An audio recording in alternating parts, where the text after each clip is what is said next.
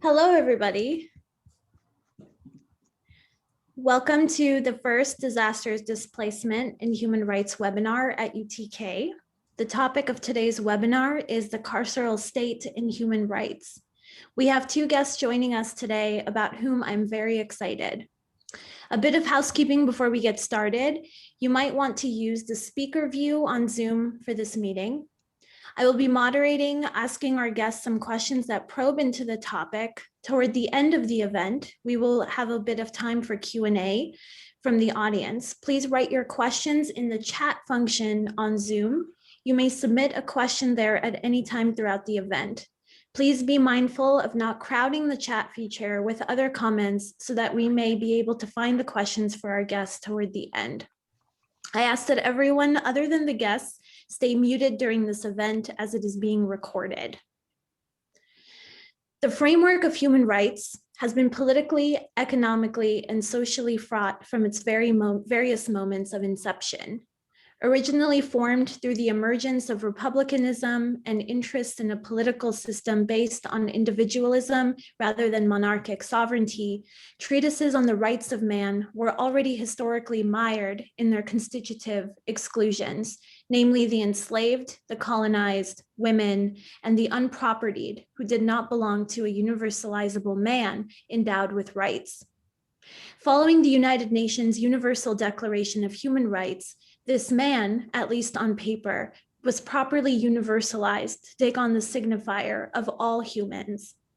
It might be too quick, swift, and unthought out to claim that human rights has become a failed language. It has, for instance, become a popular language through which various groups can now utter political complaints and voice them legibly to an international audience. However, it would be, I think, fair to say that the human rights framework continues to have its many problems. One problem that is difficult to not notice is the relative absence of the US from the international conversations regarding human rights and their violations. Rarely, save for moments of periodic scandal involving torture, for instance, do we hear about the US as the space and context of human rights violations running rampant. As a settler colony within what the US considers its sovereign territory, as well as a major imperialist state outside of its territories, the US's relation to human rights has plenty of space to be problematized. It is not true, of course, that human rights have gone entirely undiscussed within the US. Malcolm X, in a speech given at a symposium sponsored by the Congress of Racial Equality on April 3rd, 1964, just 1 year before his assassination, had this to say about human rights. When you expand the civil rights struggle to the level of human rights, you can then take the case of the Black man in this country before the nations in the UN. You can take Uncle Sam before a world court. But the only level you can do it on is the level of human rights. Civil rights keeps you under his restrictions, under his jurisdiction. Civil rights keep you in his pocket. Civil rights means you're asking Uncle Sam to treat you right. Human rights are something you were born with. Human rights are your God-given rights. Human rights are the rights that are recognized by all nations of this earth. And anytime anyone violates your human rights, you can take them to the world court. Uncle Sam's hands are dripping with the blood of the Black man in the country. He's the earth's #1 hypocrite. The bloody hypocrisy with which Malcolm X paints the US, which speaks the language of human rights internationally, often using it for its own imperial purposes, posing as the leader of the free world, has not in any way come to an end. In June 2020, S. Lee Merritt and Benjamin Crump, the lawyers representing George Floyd's family, who have also acted as representatives of the families of Breonna Taylor and Ahmaud Arbery, submitted an urgent appeal to the UN to intervene by pressing federal criminal charges against the involved officers in Floyd's brutal murder and instituting systemic reform. This was not the first time that clients pressing charges against police violence in the US have gone to the UN. In 2014, Michael Brown's parents presented testimony to the UN Committee Against Torture in Geneva.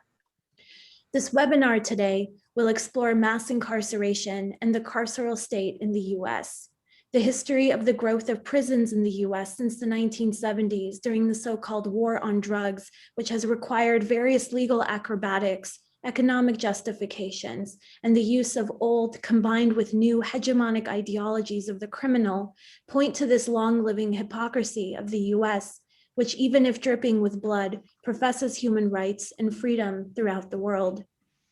We are very lucky today to have with us Dr. Jandarka Kurti and Dr. Michelle Brown. Jandarka Kurti is an assistant professor of sociology, criminology, and criminal justice at UTK. Her overall research explores how policing, mass incarceration, and mass supervision have become a fundamental part of how the US addresses issues of race, class, and gender inequality. She is particularly interested in contributing to public and critical scholarship that explores non-prison sanctions, such as misdemeanor arrests, probation, and other forms of community supervision as an extension of state social control. Her research on contemporary criminal justice reforms has been published in various academic journals, as well as in popular outlets like Brooklyn Rail and Jacobin. Michelle Brown is a critical criminologist and visual scholar with an interdisciplinary background in the humanities and social sciences. Brown's research derives from over 20 years of fieldwork and teaching in US prisons, working closely with the imprisoned and formerly incarcerated prison workers, victim survivors, their families, and community organizers at the height of mass incarceration. Her research is also grounded in her own relationships to family members whose lives and deaths were marked by addiction, poverty, and the carceral. Brown's earlier work, The Culture of Punishment, published by NYU Press in 2009, chronicles the era of mass incarceration, including the cultural politics of privilege, distance, and accountability in the expansion of the carceral state. She has worked extensively with image archives, such as film, television, photographs, internet, and new media, artist collectives, and community organizers focused upon counter-visual practices and strategies, how we unsee prisons, police, and empires in order to build emancipatory practices and institutions. To get us started in our discussion, and also taking into consideration that many who are joining us this evening might not be well versed in the concepts that we are bringing to the table, I'd first like to hear from each of you about main concepts, definitions, and overarching analyses. How do you define the concept of the carceral state? What is it? How does it work? And how did it come about? There are now various popular cultural texts becoming available in the US that position particular analyses of mass incarceration, such as the Netflix documentary 13, based largely on what Michelle Alexander has offered in The New Jim Crow. How do the analyses about what the carceral state is and how it emerged in the US that come out of your own particular research differ from these popular cultural texts?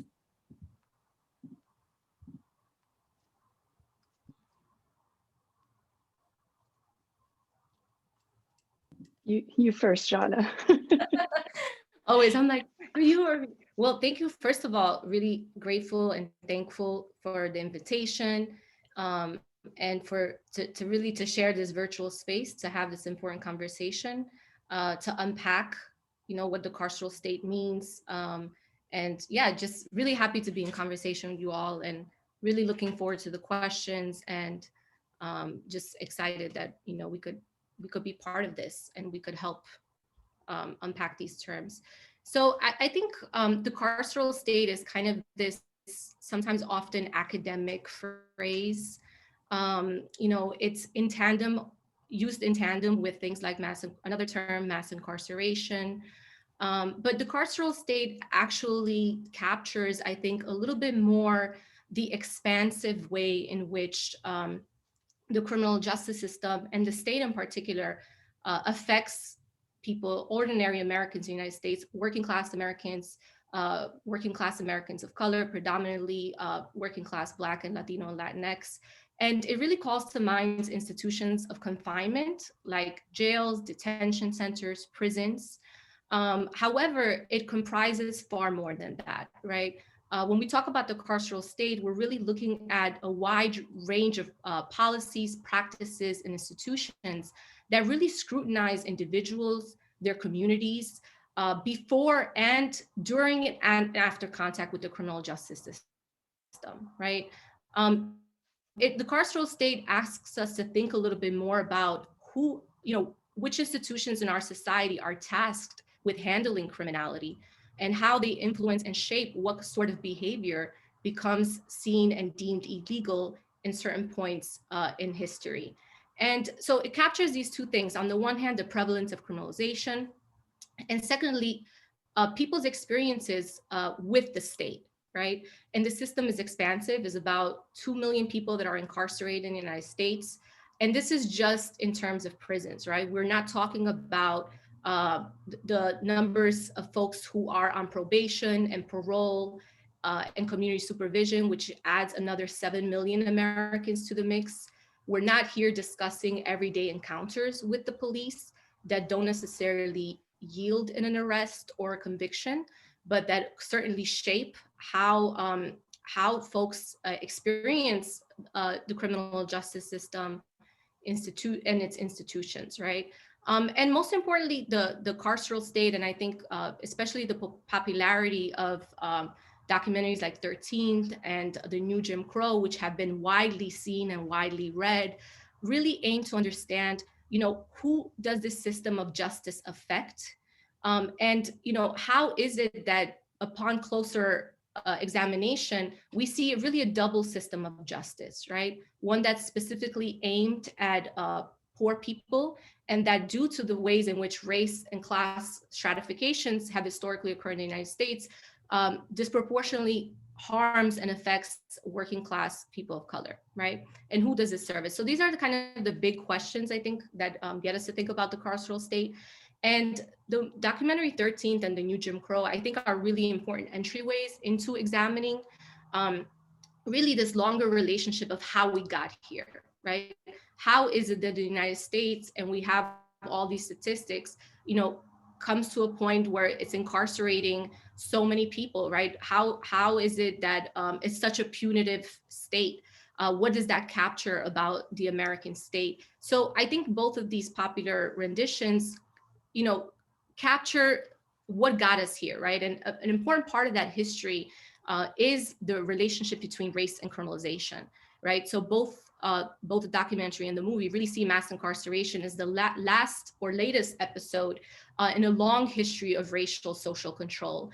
And I think they do a good job at showing that, debunking racial disparities in the criminal justice system, right? That they're not caused because, Black people commit more crime than whites, right? But that there's actually a longer history of a particular set of decisions that has been made, but that particularly, race and criminality are interlocked in really important ways that we need to delve into further, right? And I think I think that's a really important aspect of it. It's, today when we contend with terms like white supremacy, white privilege, racism, we like to think that these are time immemorial terms, right? That the United States has always been this way. And I think both documentaries do a good job. Both the documentary and the book show that, white supremacy was actually reinforced by the justice system and other institutions. It was not inevitable. And it was actually a consequence of a set of conscious political decision makings that really, brings to light the way that also, class and race come together in America and who really benefits from it, right? And I think this is really, really important as we think about these terms in the current moment. What I like about both the film and the book is that they get us to think historically about the carceral state. My favorite parts in the documentary and the book are actually Michelle Alexander's first chapter when she's revisiting Reconstruction. And, I teach this also to my students, and I'm always amazed by how little we've been taught about Reconstruction and slavery and Reconstruction, these monumental periods in American history, where, we know so little about what these systems were, right? Today, today, slavery is, the lost cause, all of these things have reframed how slavery and Reconstruction has been taught. And I think Reconstruction is really this important moment too, right? In terms of the struggle for human freedom, right? How white supremacy gets reaffirmed and reinstituted through the criminal justice system, and how poor whites sometimes embraced it, right? Instead of seeing some commonality with their neighbor down the road, they think they have more in common with Mitch McConnell, right? So I think that's like a really important way to think about these terms. However, I think the documentary and the book in particular focus mostly on mass incarceration. And sometimes we walk away with the idea that this is it, right? That the problem is just the prison system, is not this kind of larger systemic, other systems and other ways in which they interlock with mass incarceration and criminalization, right? So the criminalization and race get narrowly defined to prison. And I think we need to kind of broaden that to think about policing, arrests, probation, parole, and maybe we'll get into that today. I just have two more short takes and I'll give it away to Michelle, to Dr. Brown. So I think another major takeaway that I appreciate in both of these popular renditions is that it really paints mass incarceration, and I would argue by extension, the carceral state, as an important bipartisan project, right? It's oftentimes, easier to blame the Republicans for spewing law and order and for using law and order as like this dog whistle to capture anxieties about race, crime that have been, interlinked, about radicalism, social movements. But actually, law and order has not only been embraced by the right, as the documentary shows very well, but also by liberals, right? So Clinton, also embraced the rhetoric of law and order. In the 1960s, Johnson launched the war on poverty simultaneously that he launched the war on crime and beefed up security. So I think this is really important in the contemporary moment where we have the Democratic Party in power, and we have two people at the top who have been supporting punitive policies, and now have retracted that are interested in reform. So we should really push on that. The second is that the carceral state is really important to understand that it's coincided with massive defunding of the social safety net of Americans. And I think this is something that we need to press on a lot more. And, in many ways, the slogan of defund by the Black Lives Matter movement has put this on the table, right? It has shown that starting in the 60s, the institution that benefited the most economically in terms of like the power and the monetary incentives has been law enforcement, right? Has been prisons, policing. When we look at the social safety net, there's very little. What little welfare state existed was always quite very small, and it was completely destroyed. And guess what? Both parties had a hand in that destruction, right? So I think it's really important to see the rise of mass incarceration and the carceral state has a lot to do with just the defunding of every major institution in American life. Thirdly, I think I would ask that I think what we need to push a little bit with the popular renditions is the need to be critical of reform that's constantly happening in this moment. In the documentary 13th, Abner Duvay interviews Newt Gingrich. And I have this moment where I watch that documentary, I get so pissed because Newt Gingrich was so integral to the buildup of mass incarceration, the carceral state. And what, he just gets to say, I'm sorry, and start innovating his libertarian initiatives around smart on crime, where he wants to replace prisons with technologies. So I think it's really important for us to challenge these reform efforts, to see that they actually have moved the dial very little in terms of reform, and to demand more action, right? And lastly, and I'll end here, I think the carceral state actually demands us to think globally, right? And this is a really important point. I'm so glad you started with Malcolm X, because it's like, Malcolm X was really tying, the lack of human rights in America to what was happening globally. So when we look at the carceral state and its relationship to this weak welfare state, we also have to look at the rise of the carceral state began also with the rise of American hegemony abroad, right? So in the 1950s, Paul Robeson and William Patterson submitted this petition, We Charge Genocide, right, to the UN. And it was signed by all these radicals, right? And it called attention to how can America be so racist abroad, but I mean at home, but claim democracy abroad, right? And Du Bois, of course, didn't have a chance to go because he was leaving the country. He was he couldn't go, right? He was being held back. But I think this is something that Black radicals have always reminded us, that the carceral state at home and what's happening in terms of criminalization was intimately tied to abroad, right? So the unrest, the riots in the 1960s were very much linked to the Vietnam War, right? And I think this is really important to kind of see this connection, that we can't really fight just the expansion of policing and prisons and the carceral state without understanding the nature of American imperialism and how much that policing at home is really tied to this imperial global police power that it plays, right? And I think it's significant that one of the first things that Biden did was to show that power, right? Bomb Syria, as if he looked the other way with Saudi Arabia. So I think that connection of the carceral state is often missing from these popular renditions, is that it's something particular about America, but it's this global issue as well, right?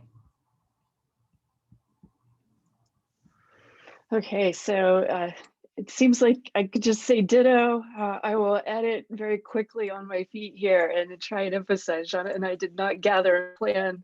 I like this because it feels like a moment when we get to really kind of immerse with each other simultaneously and see, but there's a lot of overlap. So I'm gonna be kind of try to emphasize a couple different points, but in that same conversation.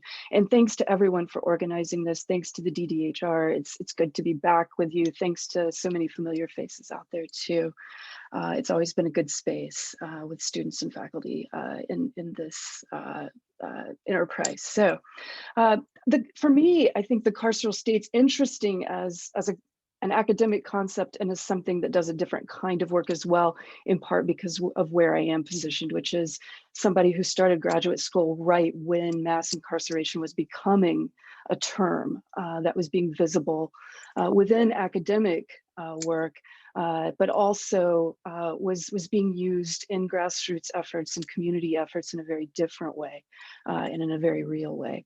So that's always been kind of important in shaping my work. There's been different terms over time, the penal state. A lot of folks will still move toward the prison industrial complex and the PIC as the space where they really want to emphasize kind of the convergence of state, government, and capitalist interests. So, but the carceral state, I think, comes, at least to me as an academic, as a space where we really see how the state itself comes to be defined through carceral features. And I like to have that conversation. And that looks a lot like bringing in a kind of proliferation of carceral languages and rhetorics and discourses and logics, such as crime as a category, or punishment as something that's connected to that as some sort of process. It makes us focus on things like innocence and guilt, which I think distracts us massively from the other kind of work we need to be doing. And it also creates a kind of monopoly on safety and protection and security through a particular kind of set of institutions, practices, and forces that are foundationally violent themselves. So it's a space in which we lead to not just 2 million incarcerated plus, as Jana was pointing out, which has been the legacy and the normalized kind of reified social fact of mass incarceration, but rather a space in which 1 in 3 people in the US have an arrest record. It's just, it is how we live in relationship to one another. So it comes to define the very fabric of the social order and daily life. So I watched that kind of take shape over time. It's been very transformative for me, who's someone, importantly, who started out probably in a space where, I knew what I did come to this with was a reform orientation, and now very much would try and situate myself in the space of abolition and accountability to something that has a different kind of limit and horizon, very intentionally. I would just also echo too, it's a space of massification. So it's not just mass imprisonment, right? It's mass imprisonment was never really the issue. It was mass criminalization. And a lot of organizers have taught us that and moved us in that direction. Now it's a space of mass surveillance. So we may actually lower some prison and jail populations, but going back to Jana's point, there's all these other systems in place that are going to grow by extension. And so there's reasons for us to be talking about that. It's also an amassing of satellite social services. And I really wanted to have that conversation tonight because right now in efforts to say defund the police or move away from certain things, we're talking about taking funding and shifting it and arguing and advocating for that. And that fight's hard enough. But where that's going to go in a carceral state is a really important question because there's lots of ways in which mental health, in which rehab, in which social services or social work, that all these spaces have been overtaken themselves by the carceral state. And that all of us who are doing work in those areas, and I'm here complicit tonight in that, right? That work itself produces policing, surveillance, and other ways of controlling and excluding people. We shouldn't trust that that's going to work without, again, additional efforts. And that's kind of the linkage to abolition, which I do see as rethinking absolutely the institutions within which we live, not just the end of police and prisons. So along with that, I would argue too that it's not just there. In my household, we kind of wield a daily battle with schools, for instance, or we could think about workplaces or healthcare, right? I mean, we're governed in a sense, as Jonathan Simon argued some time ago, by crime, but to me, a little bit more consistently by the carceral, increasingly. So it is this idea that the logics of resource distribution will be when and if they are redistributed, funnel still to mechanisms of policing. So there's one counselor at my child's school, but there's several SROs, and this is an elementary school. So there's lots of ways in which we have to think about how we're going to move to something else. And I do see that as foundational, which Jana, as our political economist, has already emphasized and knows far better than I do. But the arrival of the carceral state comes at a moment when there was a lot of effort to intentionally gut anything remotely like public infrastructure and social welfare, to the point that I think our capacities for thinking about them and what they might mean are profoundly limited in the imaginary. And it's what Ruth Gilmore calls organized abandonment, and instead shifting relationship between capital and labor to a carceral relationship, so that pretty much everything we're doing is promoting policing, carceral, and military power, all of which are interrelated, until it looks like, say, for our region, that the primary jobs are those. You can move into policing, you can move into guard work, you can move into the military, and many of us necessarily do. That is a reality. Those are the only jobs in a lot of places. But I like to think too tonight about what that looks like specifically for us here at the university, here in Knoxville, and here in Southern Appalachia. So as a response, right, the carceral state to crises of various kinds. And as a response to fix that, something else that I'd like to point to is thinking about carceral work in the labor force it builds that, again, we're all implicated in and I think my colleague, Dr. Tyler Wall, entered the room at some point, but a kind of violence work. So, and that's borrowing from his work and others on policing, but thinking foundationally that the work we do in court, in policing, in jails, in prisons, in that amassing and massification of systems is violence, and it's linked to violence in profound ways. And that it's also linked to surplus populations. So it's linked to a guard culture. And there's varying forms of data out there, but we do know that the carceral work outnumbers social workers, physicians, nurses, teachers, right? Again, a gutting of infrastructure. And as we move forward, thinking about what that would look like to mobilize, right? And I think there's a carceral kind of ideology out there that's grounded, of course, in inequalities, in white supremacy, in the sorts of things that Jana laid out historically, that moves us into this space where part of the fight that we have is through illuminating the ways in which many of the jobs, institutions, and logics in place desire violence, right? So there's an actual desire for that, and that's a little bit more complex, but kind of creating a workforce that looks, sees, and acts like cops or an army.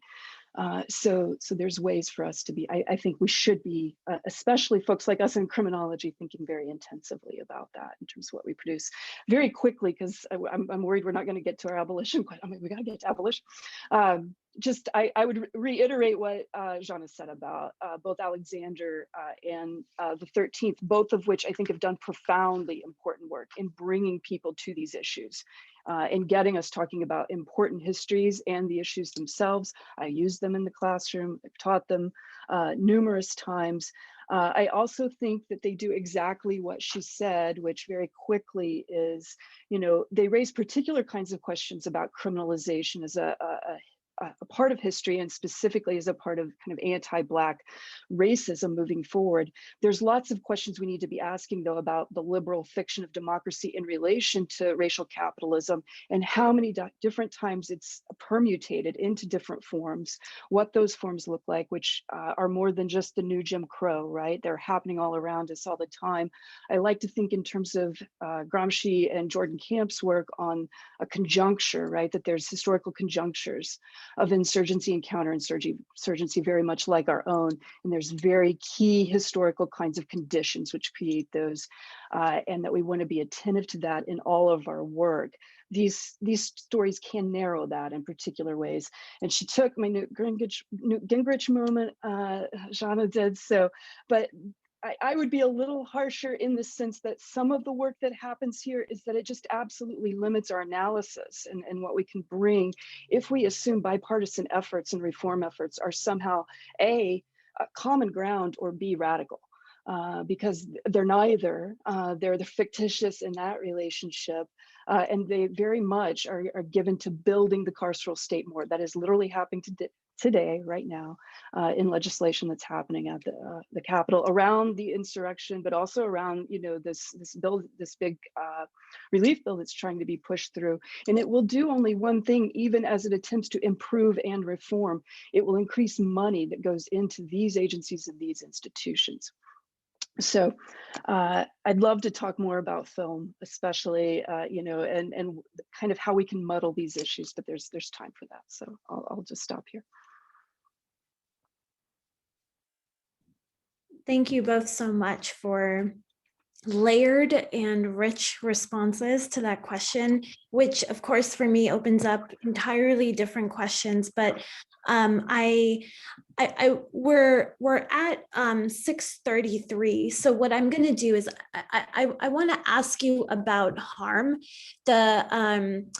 The abolition literature really prioritizes the discussion around harm rather than thinking about other ways of imagining what goes wrong within the social, right? So in that sense, the use of harm, it in some ways humanizes those who have been criminalized and gets in the way. It obfuscates possibilities of imagining criminality itself as a violent form and puts emphasis rather on the systems that produce the harm and thus produce criminalization.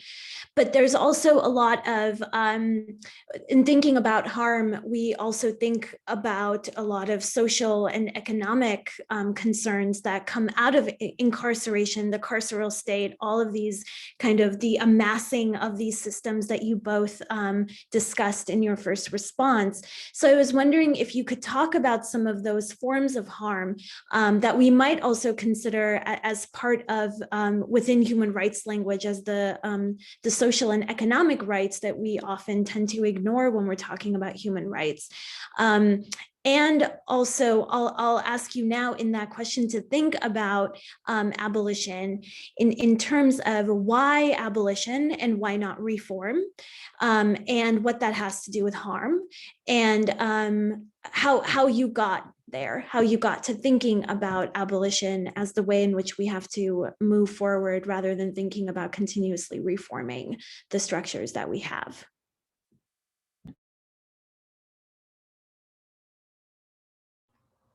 That is a lot to answer. Those are really great. And I think, I guess maybe Dr. Brown and I could go back and forth and, we'll figure out from there. I guess maybe it's a way to kind of think about this is to start from the last question you had about how the dial moves from reform to abolish. I think is really significant. I think a lot about our students. And I see some of them in our chat group too, who are 20, 21.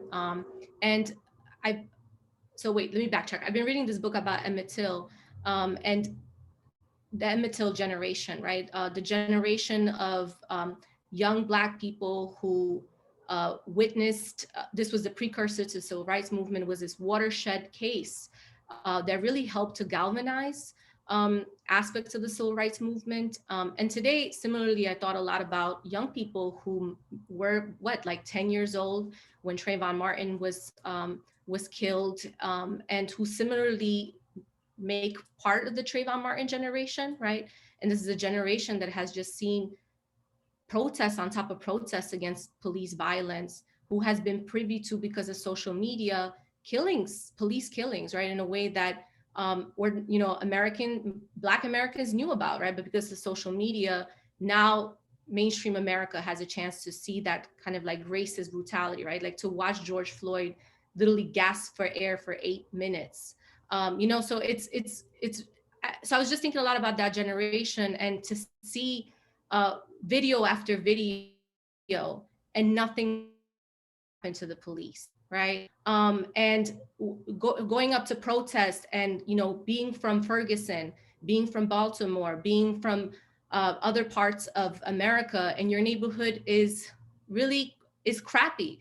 There is, a check cashing place and a McDonald's, and there's no jobs, and your neighborhood is bad. But, during this protest, riot gear cops come, and you know what? They have really nice gear, and they have all this military grade equipment, and you could barely get by with the minimum wage job, right? So I think a lot of things came together, right? Like I think people wanted systemic change, right? They wanted to move away from just police reform. I think the rise of Trump played a role in that. He undid a lot of the Obama era reforms. So I think abolish in that way, I think is a very significant vision. I think today we need visions that are utopian. We live in a very dystopian hellscape, and the carceral state is a clear example of that, right? If you're poor, you are getting criminalized and taken advantage of. And of course, we know, the color line runs through that, but, it's poor people that are facing that, right? So I think there's a certain imaginary that Abolish captured, and we could talk more about that. But I think the dial was like, we're done with police reform. Like, we want this to be done, because you look at American institutions and America's a failed state, right? Look at the COVID pandemic, look at hospitals, look at everywhere you turn, like American institutions are crumbling. So there's a sense of like, how is it that the police are the only institution that has so much power, and like even in a pandemic could kill a human being over a $20 counterfeit bill? Like, are you kidding me? These are the priorities. So I think that's kind of what it spoke to. I'll jump in there, Jana, just because I think that works. We're actually working on a piece, but I think I just saw like the tandem work, because, for me, a lot of what I learned moving in and out of prisons in the Midwest, both in terms of what, I was doing as an instructor in prisons to gain access, and then literally as a field researcher being given a lot of access across various facilities and various levels, was seeing a lot of poor white people working in prisons, and prisons out in rural white areas that were absolutely predominantly Black.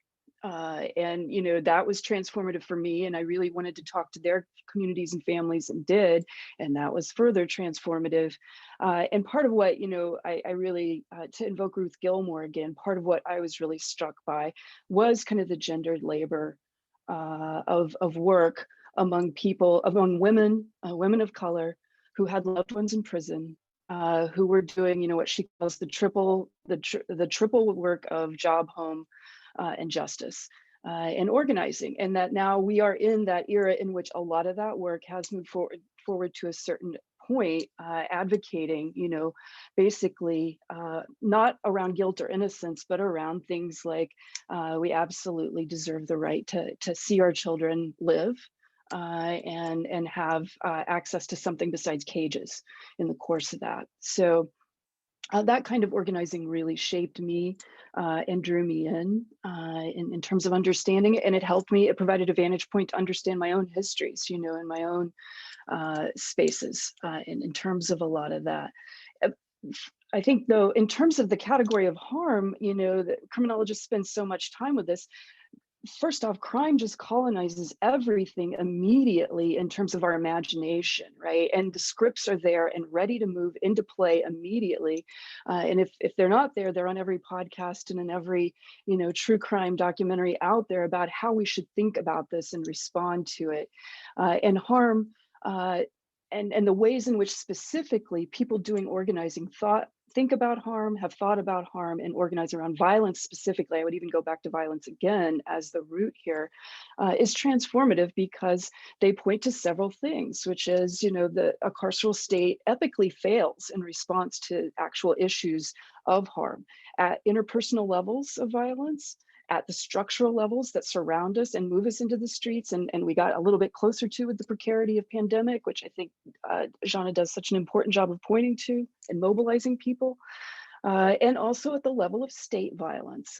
So there's all these interconnections at play that point to the fact that the system in which we operate fails in one level and is wildly successful in the other, in the sense that it continues to create kind of a racial capitalist center of insecurity for which you mobilize around and put resources into. That, though, is part of how I think we see, again, not just this deputization, the fact that that's part of what happens in this case, of George Floyd, but that everybody's being deputized in this process. There's some folks on the call tonight who are in kind of a working group I'm doing where we're looking at calls, police calls. Why are people calling the police? Every police call is kind of an instantiation of a form of potential violence, right? It kind of activates that potentially. That's not necessarily why people are calling the police, but we have no other resources. It is the singular way in which we deal again with social problems. So that imaginary then again around anything that's structural, which is the real harm, right? The real form of violence is structural and it's linked to poverty and it's linked to all the issues that we're dealing with right now. And there's such a limited vocabulary. We see that in sociology when our students try and study it. It's challenging space in terms of all of that. But again, that moves toward this place in which you have women, specifically women of color and queer-led, Black-led movements, BIPOC movements, which state explicitly, we've survived violence, we've lived through violence, we're advocating for children, we're moving forward into a space where we have something to say about violence, and that is none of this works. And we do in fact believe there is a way to change the world and it doesn't have to be that way. And so that vision has become foundational for me at a time when I think many of us are thinking, I don't know that we can change this world. A commitment to the idea that we're here and we might as well think about it as a possibility and in a place in which we can create something like liberatory spaces. A question I'm really trying to think through is what is emancipatory infrastructure? We've got plenty of carceral infrastructure. We've got plenty of failing infrastructure. What might it look like to actually think about the conditions, the institutions, and the spaces that could free us? If I could just jump off just for a minute to say, I think part of, and I think, Michelle, you brought this up in terms of how a lot of like the defund demand began to kind of, it's hinting right at what we know is missing, right? That the carceral state has really replaced what like little welfare state existed. Most people's experiences with the state is in this very punitive way. And I think it really calls into question, like, what is actually the role and function of the state under capitalism? Is it to be a benevolent social actor? And I think the defund demand, well, I think, it's great that people fight for that and they fight for police power to be reduced, right? In all of these different ways. I think we need stronger political willpower, because what will happen with defund, and which is what has happened, is that it's been a battle fought in city councils. City councils have little teeth. They cannot enforce a lot of the defund demands. And guess what? Police officials love taking 1 million away from whatever they're doing, harassing people all day, and putting in their quote unquote youth program. That's defund, right? So I think if people, organizers, folks on the streets really want a welfare state, then that takes a particular kind of willpower, right? Then you have to like look historically at moments that pushed for that, right? Like the welfare rights movements of the 60s, the extent to which, you know, the critique of the New Deal, right? And the ways in which it was rife with racial discrimination and kind of reinforced it. But I think from like an kind of anti-capitalist perspective is that if we are just taking money from one institution and putting it in another, are we really challenging the root causes of that, right? It's gonna take more than $1 million to fix the public housing issue, you know, like in cities, right? Like we're talking about like infrastructure. And I think it underscores something that's really uncomfortable for us to talk about, which is that the American state has managed the criminalization of poverty on the cheap by using police and prisons, because it's actually way more expensive to invest in the human needs of folks in the United States, right? And this is why prisons, policing, while expensive, they're a lot cheaper for the state than to actually fulfill people's day-to-day needs. So I think like the defund has to kind of grapple with that.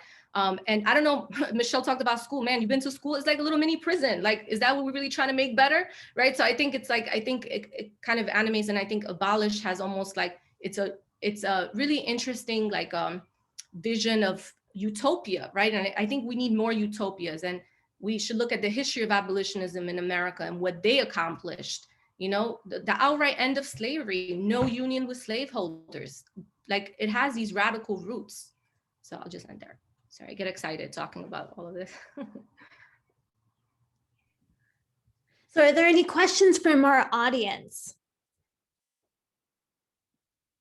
You can type your questions into the chat when you have them. I would like to ask you both to kind of give us some of your own emancipatory imaginations. So in what ways might we imagine what abolition would look like or does look like? What does defunding and refunding look like? In what ways do we see some of this happening already? And that might give us some more senses through which we might imagine a different world, one that doesn't just come down with violence to deal with violence.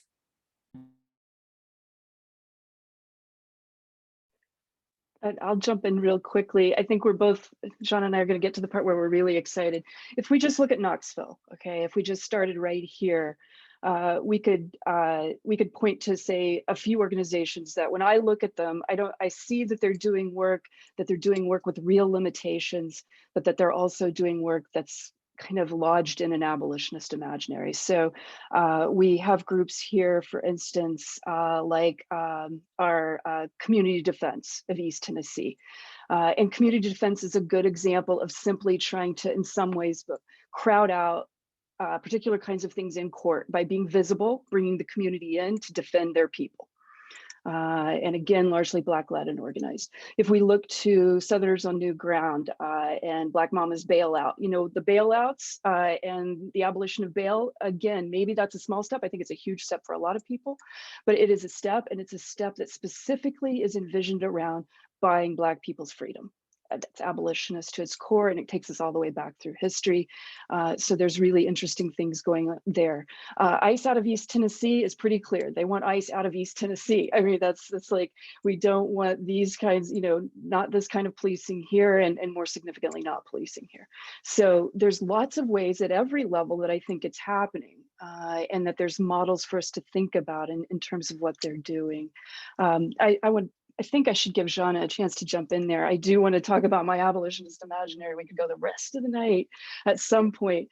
But I do think it thinks literally about these kinds of ways, which I think are, you know, what are we really willing to do to break people out of jail? What kinds of confrontations are we willing to take on to make sure people get out of cages? Because moving money around may be part of that, but there's risks, and there's real risks in an abolitionist enterprise, I think, and that's part of what I try and remind myself of. I can live a very comfortable life never having to deal with that. But actually, I do have to deal with it in other ways. We can't really say everybody's impacted by the carceral state, but there's real ways we need to be thinking about the urgency of abolition. Yeah, I would just add that I think it's nothing short of amazing that the term abolition in its own right has gone from, organizations, groups that I would say, while do really important work, historically have been very marginalized in social movements, right?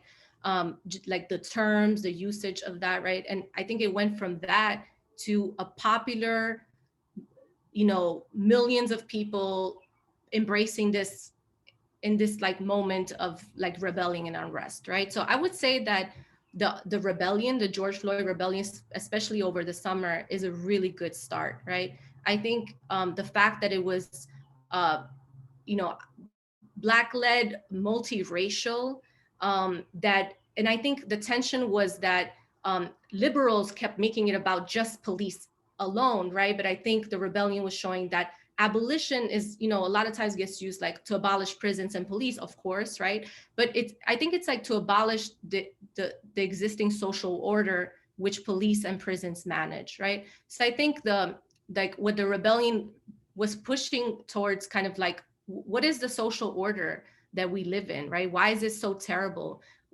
How does policing, kind of reinforce it, reproduce it, right? So I think abolish gets us at, again, this utopian vision of like, if we don't want to live this way, what are some of the kinds of ways we want to live, right? And how would we get there? And I think history shows us that, a small group of people, with a vision, right, like can actually make a lot of change. I mean, look at the abolitionist movement historically in the United States. It was initially very small, right? But look at what it accomplished. 25 years before the end of the Civil War and end of slavery, abolitionists were the ones that were trying to get the Union to secede, right? Because they said no union with slaveholders. Like they didn't want to be part of America, right? Like, the Declaration of Independence was burned because, who cares about this document that just wants to incorporate Black people? The point is to come up with a new society, right? So I think that there is like an abolitionist vision that like the 19th century abolitionists offer us, right? But I think it's a utopian vision. And I think this is really important because the right is constantly capturing, we're in the South, we're in East Tennessee. The right is constantly capturing the fears, anxieties of people. And it's a dystopian world, right? It's like we, it's like we could have good things. It's like Derek Bell's Space Traders, like America could have good things, but not with Black people in it, right? It's like essentially what it's saying, right? It's like America could be good, but not with the immigrants, not with the poor people, not with Black people. And I think Black Lives Matter, it's a liberatory vision, right? It's an anti-racist vision. It's a vision that we're never going to be united through oppression, right? Being okay with oppression. So I don't know. I think that's kind of those like utopian visions are really good. And I just want to say that, I think the risk with abolitionism, is again, when it's being fought, at sometimes levels where like it could easily be co-opted, right? And I think that's part of going to be kind of the ongoing challenge. So I'd like again to invite our audience, if you have any questions, just write them out in the chat. So I'd like to ask Michelle or Dr. Brown, if you could talk a little bit about your emancipatory imaginations. I'd love to hear about some of those.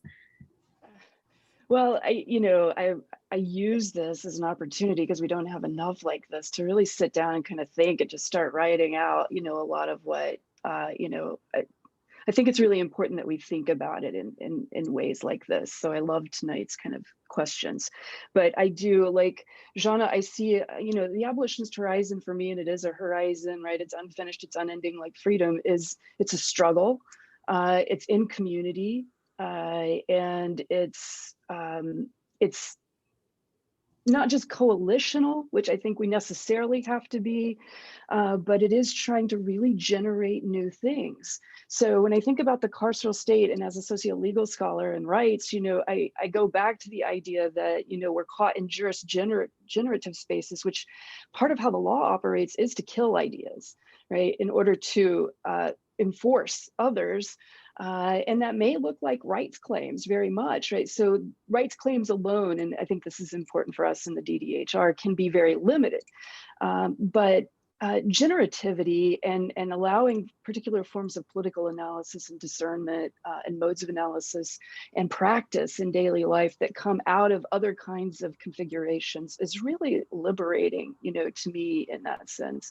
Like that we could really ask ourselves, well, what does safety mean for me? And when do I feel safe? And how do we achieve safety? And they're not easy questions. How do we deal with violence is not an easy question, but I am here to tell you, like Jana, the system works on the cheap with violence. They don't care about violence. They care about it in that they don't care about victim survivors and the relationship there. And people on this campus will tell you that. What does safety look like on our campus? Who regulates it? Who owns it? How do we achieve it? These are all conversations that can be had in all kinds of spaces. So I do believe abolition happens daily, and it happens because people survive. They have to find ways to survive. I think one of our newest faculty members, Alex Moulton's on the call too, and maroon communities and fugitivities and histories of those have taught us that survival tactics are part of the ways in which we envision utopian societies, because survival is no small feat. So there's lots of ways, and I'm not trying to be abstract, but there's lots of ways to think about it. And I do think we're in an incredible moment where it's happening everywhere to a certain degree. I can't keep up with the Zooms around it myself. So, but thanks to the rebellion and just, what people are trying to open up to, I think we have a window. Yeah, thank you. There's a question from Rajaswamy who asks if either of the speakers could say more about the role of security, safety as a powerful and expansive part of our social cultural imaginary and how it works with the carceral state.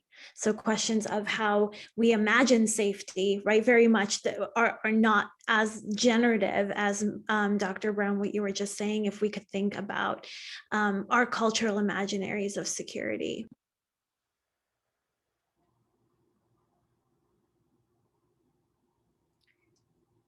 I think it's really important to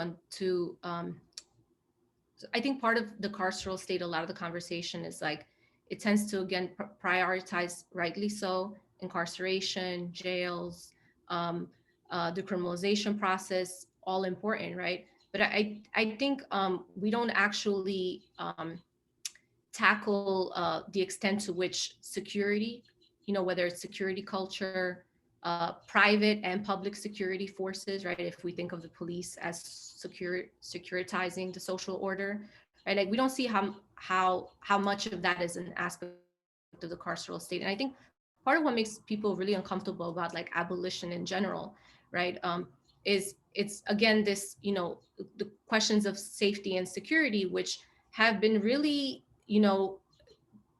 taken up. I mean, these are concepts that have been very much shaped by liberal discourse, right? And there's a lot of differences, of course, between like the liberal and like the right wing. And I think under Trump, we kind of saw a little bit of those differences, right? So I don't want to collapse them together.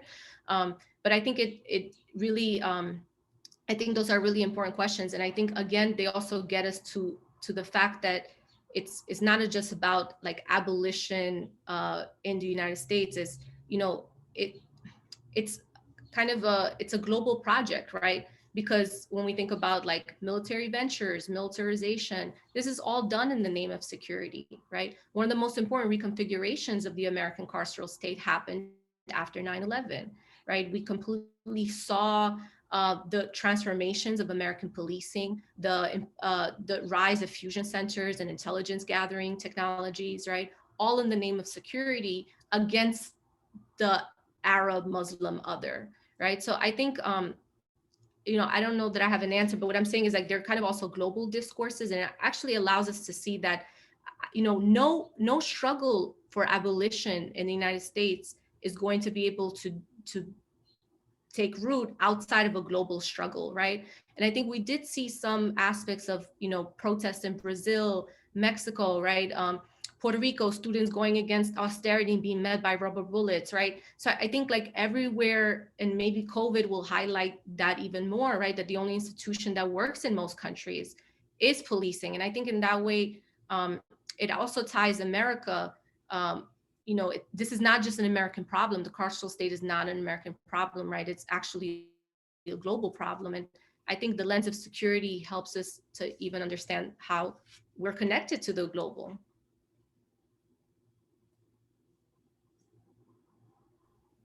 I feel like we're going over. I briefly add, that I think, just to kind of emphasize another kind of aspect with all of it, is how deeply the liberal imagination and the idea of the liberal subject, this individual rights bearing kind of atomized production, is imbued specifically with whiteness.